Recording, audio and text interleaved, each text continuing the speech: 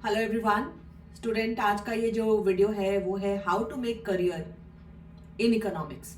आप लोगों के मुझे बहुत सारे मैसेजेस आते हैं और सबसे पहला कंप्लेन रहता है कि मैम हमने इकोनॉमिक्स लेके गलती तो नहीं कर दी। तो बिल्कुल भी नहीं। इकोनॉमिक्स के क्या क्या प्रोस्पेक्ट्स हैं, करियर में आप कैसा कर सकते हो और कौन कौन सी करियर की अपॉर्चुनिटीज़ हैं, ये इस वीडियो में मैं आपको बताऊंगी। और साथ ही साथ मैं ये ज़रूर कहूँगी कि अगर आपने इकोनॉमिक्स को सिलेक्ट किया है अपने करियर ऑप्शन के लिए तो आपने एक बहुत ही बढ़िया ऑप्शन लिया है और इसमें करियर बहुत ही अच्छा हो सकता है।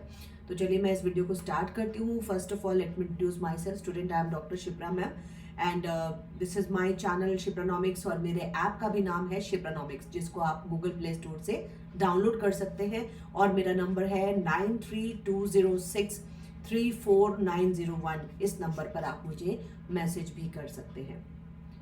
तो चलिए सबसे पहले देखो, अगर आपने इकोनॉमिक्स को चूज किया है, आपने इकोनॉमिक्स 10+2 से पढ़ना शुरू किया है या फिर आपने ग्रेजुएशन से इकोनॉमिक्स पढ़ना शुरू किया है, तो इकोनॉमिक्स के जो फील्ड हैं जहाँ जहाँ आप उसको एज अ करियर यूज कर सकते हो वो है finance, government sector, research, consulting और एजुकेशन। सबसे पहले मैं आपको इस करियर अपॉर्चुनिटी को दो भागों में बांट दूंगी। सबसे पहला हो जाएगा प्राइवेट सेक्टर, फिर आ जाएगा पब्लिक सेक्टर। तो ये 5 मैंने आपको जो ब्रॉड फील्ड्स बताए हैं उसको मैं डिटेल में आपको समझाऊंगी। सबसे पहले यहाँ पर आप आ जाओ, private sector oblique public sector. Economics को लेकर करके आपकी जॉब के प्रोस्पेक्ट्स जो है प्राइवेट सेक्टर में अलग हैं और पब्लिक सेक्टर में अलग हैं। पब्लिक सेक्टर मतलब आप अगर गवर्नमेंट जॉब में जाना चाहते हो तो उसके लिए आपको क्या करना है वो मैं बताऊंगी। अगर आप प्राइवेट सेक्टर में जाना चाहते हो उसके लिए आपको क्या करना है ये मैं बताऊंगी। लेकिन सबसे पहले इन दोनों फील्ड्स में बहुत ही बड़ा डिफरेंस है, उस डिफरेंस को आपको ध्यान रखना है। कैसे? प्राइवेट सेक्टर में अगर आप इकोनॉमिक्स लेके जाते हो, अगर आप एक सिंपल ग्रेजुएट हो, आपने सिर्फ इकोनॉमिक्स में ग्रेजुएशन किया है, चलो आपने पोस्ट ग्रेजुएशन भी किया है, तो केवल इकोनॉमिक्स में ग्रेजुएशन और पोस्ट ग्रेजुएशन करके आप प्राइवेट सेक्टर में चाहो तो आप इतना सक्सेस नहीं पा सकते जितना कि आप पब्लिक सेक्टर में अचीव कर सकते हैं, क्योंकि private sector is full of competition. Student, मैं बिल्कुल भी जो सही बात है, क्योंकि मैंने हर फील्ड में काम किया है तो मैं अपने एक्सपीरियंस से भी आपको बता रही हूँ कि private sector is full of competition. और अगर आप उस कंपटीशन में आना चाहते हैं तो इकोनॉमिक्स के साथ साथ आपको प्रोफेशनल कोर्सेज भी जरूरी हैं। जैसे अगर आपने इकोनॉमिक्स पढ़ा है और आप प्राइवेट सेक्टर में काम करना चाहते हो तो सबसे पहले इकोनॉमिक्स के साथ साथ आपको कोई फाइनेंस की डिग्री लेनी होगी। और इन डिग्रीज के लिए बहुत सारे कॉलेजेस हैं, लाइक इकफाई है। इकफाई का मैं एग्जांपल इसलिए देती हूँ क्योंकि ये बहुत ही अच्छा कोर्स कराते हैं। और इकफाई अगर आप किसी भी फाइनेंशियल कोर्स के लिए ज्वाइन करते हैं तो उसमें इकोनॉमिक्स, कॉमर्स, मैनेजमेंट, इन सभी को डिग्री 1 इनका जो लेवल 1, लेवल 2, लेवल 3 होता है उसमें आपको डिफरेंट सब्जेक्ट्स पढ़ने को मिलते हैं। लेकिन इन सब को करने के पहले या प्राइवेट सेक्टर को चूज करने के पहले आपको एक ध्यान देना है। बहुत ही इंपॉर्टेंट बात मैं बता रही हूँ, ध्यान से सुनिएगा। प्राइवेट सेक्टर में जाइए या पब्लिक सेक्टर में जाइए, बहुत बड़ा डिफरेंस क्या है। प्राइवेट सेक्टर में आपकी कम्युनिकेशन स्किल बहुत ही अच्छी होनी चाहिए। आप अपने आप को किस प्रकार से प्रेजेंट करते हो, क्योंकि प्राइवेट सेक्टर में आपके जैसे ग्रेजुएट एंड पोस्ट ग्रेजुएट बहुत होंगे, उनकी भीड़ बहुत होगी। तो प्राइवेट सेक्टर में अगर आप जाते हो, एज ए करियर चूज करते हो, आप इकोनॉमिस्ट की भूमिका निभा सकते हैं, आप एक्चुअली की भूमिका निभा सकते हैं, फाइनेंशियल एनालिस्ट बन सकते हैं, मार्केट रिसर्च एनालिस्ट में जा सकते हैं, मैनेजमेंट कंसल्टेंट बन सकते हैं, स्टैटिस्टिशियन बन सकते हैं। लेकिन इन सब के पहले सबसे जरूरी क्या है? Communication skill. मैं ये नहीं कहती हिंदी हमारी मातृभाषा है, लेकिन कई कंपनीज में और कई अच्छी कंपनीज में अगर आप काम करना चाहते हैं तो आपको इंग्लिश पे अच्छा कमांड होना है। तो पहले आप अपने आप को तौल लीजिए, आप अपने आप को, सेल्फ असेसमेंट बहुत जरूरी है। और अगर आपको प्राइवेट सेक्टर में जाना ही है तो नथिंग इज इम्पॉसिबल। आप अपनी कम्युनिकेशन स्किल पे पहले काम करना शुरू कीजिए। आपने अगर ग्रेजुएशन से इकोनॉमिक्स लिया है और तभी से अगर आप फोकस हो जाते हो कि मुझे इकोनॉमिक्स लेकर के प्राइवेट सेक्टर में जाना है तो अपने कम्युनिकेशन स्किल पे, इंग्लिश पर भी ध्यान देना साथ में शुरू कीजिए। और ग्रेजुएशन के बाद मैं पोस्ट ग्रेजुएशन की बात भी नहीं कर रही। अगर आप प्राइवेट सेक्टर में जाना चाहते हो तो बहुत सारे ऐसे पोस्ट हैं जिसमें आप सिंपल ग्रेजुएट हो करके और साथ में कोई एक फाइनेंस की डिग्री लेकर के इन कर सकते हैं। तो अगर आप ग्रेजुएट हो चुके हैं तो किसी प्रोफेशनल कोर्सेज कराने वाले इंस्टीट्यूट में जाएं। जैसे मैंने इक्फाई का नाम लिया, इक्फाई में अगर आप जाते हो तो उसमें आपको इकोनॉमिक्स उनका लेवल 1, लेवल 2, लेवल 3 होता है। It's a very tough course.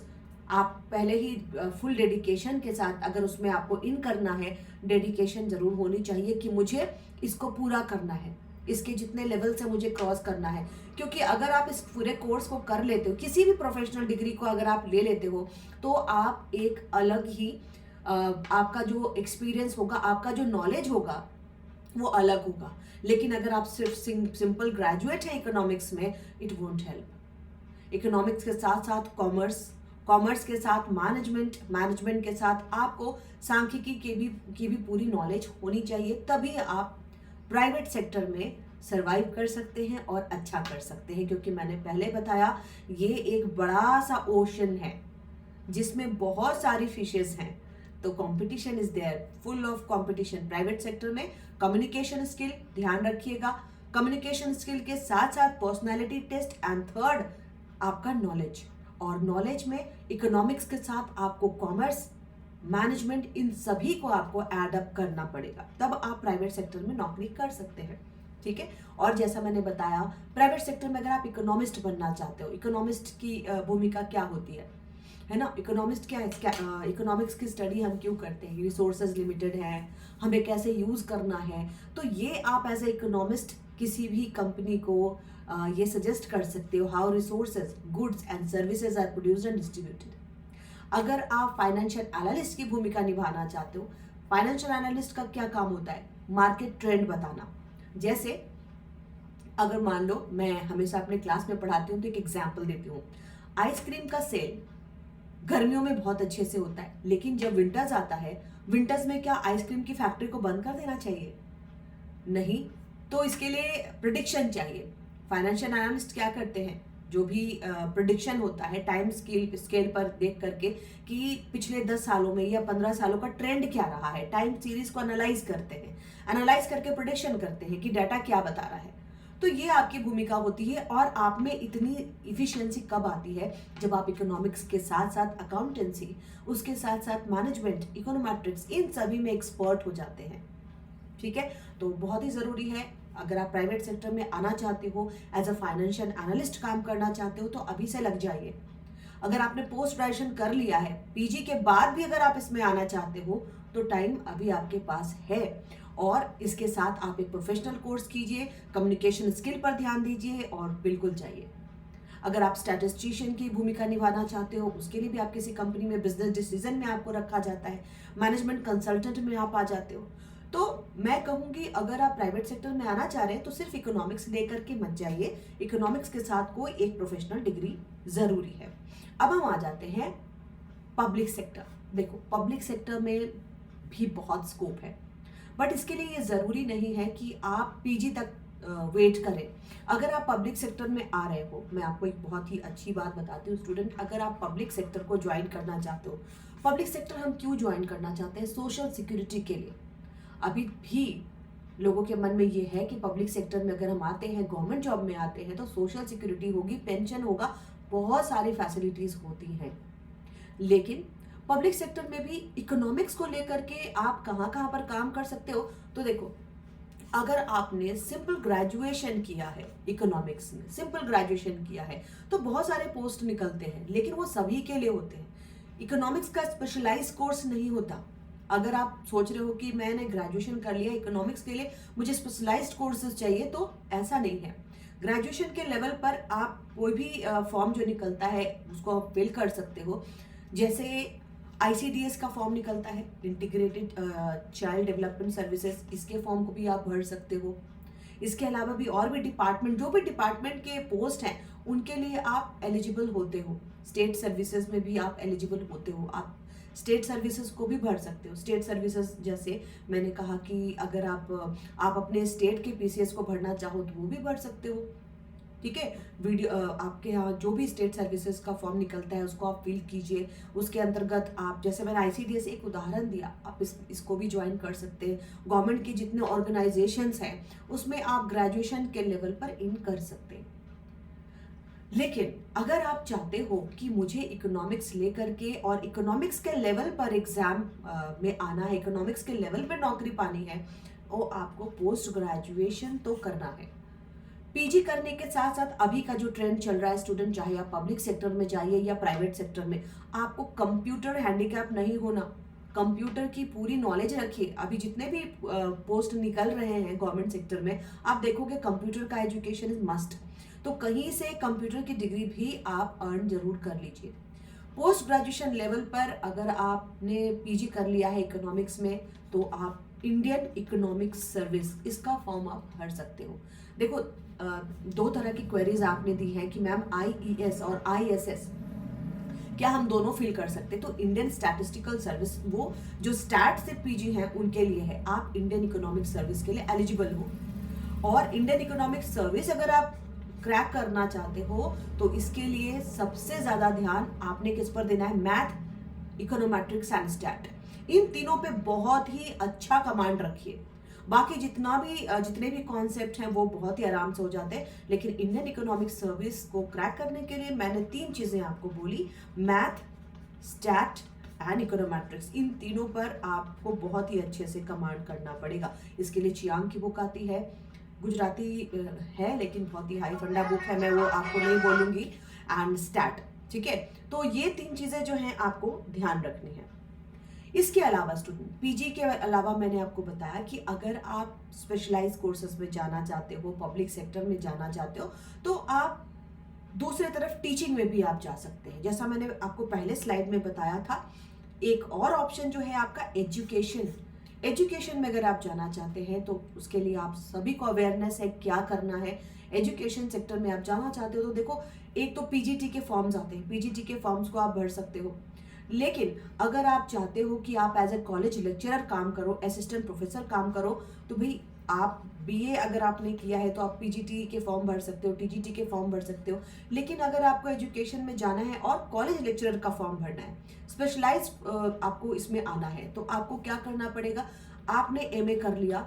MA करने के बाद सबसे पहले तो यूजीसी नेट जो क्वालिफाइंग एग्जाम है, इसको आप क्वालिफाई कर लीजिए। लेकिन अगर आपने यूजीसी नेट नहीं किया है, अपने स्टेट लेवल का सेट भी आप क्लियर कर सकते हो। ठीक है, दोनों का इंपॉर्टेंस जो है बराबर है। लेकिन अगर आप स्टेट एलिजिबिलिटी टेस्ट में आते हो तो आप अपने स्टेट में एलिजिबल होते हैं कहीं भी पढ़ाने के लिए। लेकिन अगर आप यूजीसी नेट करते हो तो ऑल ओवर इंडिया में आप किसी भी वैकेंसी पर आ सकते हैं। दूसरी बात, असिस्टेंट प्रोफेसर। असिस्टेंट प्रोफेसर करने के लिए आपने यूजीसी नेट कर लिया। अब आप जब भी फॉर्म निकलता है तो आप असिस्टेंट प्रोफेसर या एपी का फॉर्म फिलअप कर सकते हो। और मंजिल यहीं पर नहीं है, इस लाइन में आपको बहुत ही बेहतरीन काम करना है, आपको प्रमोशंस में भी जाना है। तो स्टूडेंट एपी के फॉर्म भरने के साथ साथ पीएचडी में भी एनरोल करा लीजिए और असिस्टेंट प्रोफेसर का रिजल्ट आने के बाद आप पीएचडी शुरू कीजिए। एक डिसीजन आप लोगों ने मुझसे और भी पूछा है जिसको मैं बताना चाहूंगी कि मैम क्या पीएचडी और असिस्टेंट प्रोफेसर दोनों इकट्ठे करना चाहिए, दोनों की तैयारी इकट्ठे होनी चाहिए? तो नहीं, पीएचडी में बहुत टाइम दीजिए। आपको एक डॉक्टर की डिग्री मिल रही है, उसमें थोड़ा ईमानदारी से और बहुत अच्छे से कीजिए ताकि आप आगे दूसरों को पीएचडी करा सकिए। अगर आप खुद ही हाफ हार्टेडली पीएचडी करेंगे तो आप आने वाले जनरेशन को पीएचडी कैसे कराएंगे? और आपके अंडर में जो पीएचडी कर रहा होगा उसको आप कैसे समझाओगे कि पीएचडी कैसे करनी है? पीएचडी में सबसे ज्यादा ध्यान मेथोडोलॉजी पर देना, किस प्रकार से आपको पीएचडी करनी है, कौन सा टूल लगाना है, कौन से डाटा कलेक्ट करने हैं, किस प्रकार से करना है। तो सबसे पहले अगर आपको कॉलेज लेक्चरर में जाना है, असिस्टेंट प्रोफेसर का जो एग्जाम है उसको क्लियर कर लीजिए, फिर पीएचडी में एनरोल होइए और कोशिश कीजिए 3 सालों के अंतर्गत पीएचडी को कंप्लीट कीजिए। ठीक है, तो स्टूडेंट, आई होप मैंने आपको बहुत सारी जानकारी दे दी है, क्योंकि लगातार आपके सवाल आते रहते हैं। और थैंक यू सो मच आप लोगों के इतने ट्रस्ट के लिए। आप लोग इतने अच्छे से लिखते हो कि मैम आपकी भाषा समझ में आती है।